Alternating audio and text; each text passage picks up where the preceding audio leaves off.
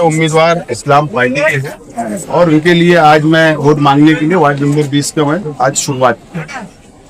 मुद्दे जो है कल इतने बड़े बड़े मुद्दे उस शहर में आके शहर जो है वो क्या रुझान है इसको मुद्दे आप ही जायजा ले लो, मीडिया वाले जायजा ले ले, शहर की आवाम जायजा ले ले कि असेंबली इलेक्शन के वक्त भी मैं अकेला था और मेरे साथ शहर था।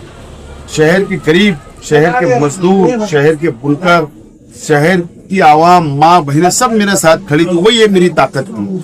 और हमारे मुखालिफ लोगों को इस वक्त तो भी हैदराबाद से 4-5 एमएलए को यहाँ पर 10-10 दिन रखना पड़ा। ओवैसी बिरादरान यहाँ पर रहे, 2-3 दिन जलसा लिए। और अल्लाह का एहसान है कि आज भी शहर हमारे साथ खड़ा है और इसीलिए आज बड़े बड़े लीडरान को आना पड़ रहा है हमारा मुकाबला करने के लिए। ओवैसी ने कल जमकर तंकीद की आप पर, बोले हम जेब में लेके घूमते होंगे। शुक्रिया।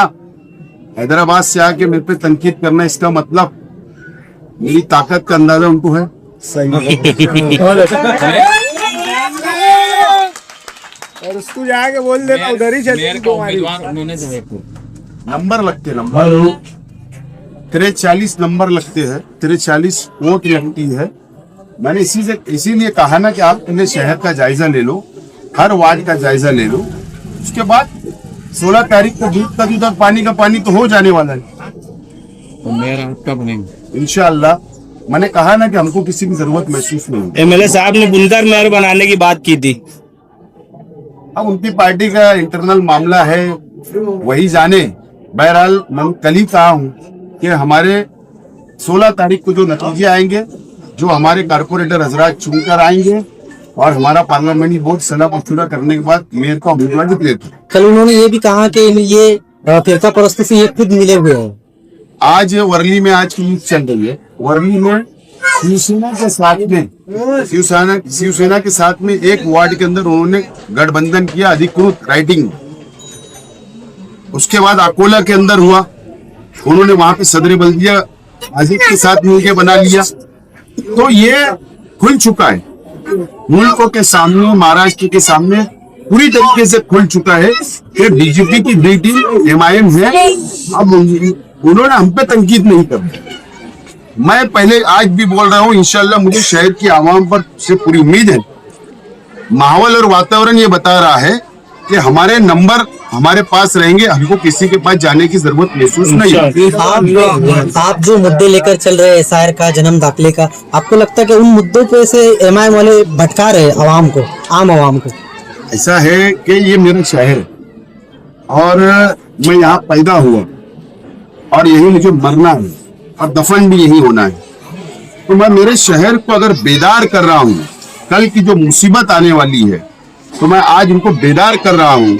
और अगर हमारे पास पेपर कमजोर है, ये पेपर की कमी है, तो उसको पूरा करने के लिए, और अगर मेरी पार्टी, मेरे कार्यकर्ता, मैं खुद, अगर हम मिलकर शहर की आवाम की आइंदा मदद करने का वादा कर रहे हैं, तो उसमें बुराई क्या है?